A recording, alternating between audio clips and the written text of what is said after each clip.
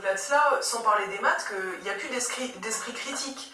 Alors c'est vrai qu'il y a 2 ans, personne ne savait exactement à quoi on pouvait s'attendre avec ce virus. Pour autant, comme vous le dites, très simplement, aujourd'hui, quand on sait que, en gros, c'est plus de 85% de la population éligible qui est vaccinée, on voit bien que la circulation du virus repart. On se dit, bon, le vaccin, visiblement, ça a peut-être un intérêt pour les formes graves, mais force est de constater que pour la circulation, c'est pas idéal. Pour autant, on leur dit, allez vous faire vacciner pour la 3e dose.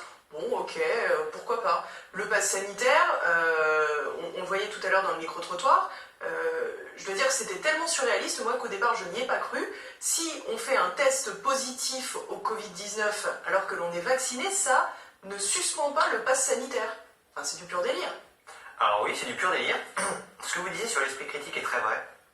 Alors je ne sais pas si vous avez ou si des gens qui nous écoutent ont des enfants, mais quand vous avez un enfant de 6 ans, il n'a pas vraiment d'esprit critique.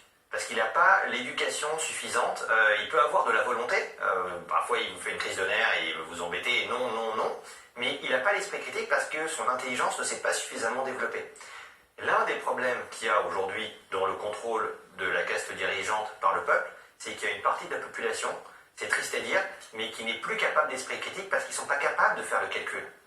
C'est-à-dire qu'avoir même l'idée des ordres de grandeur, ça ne marche pas.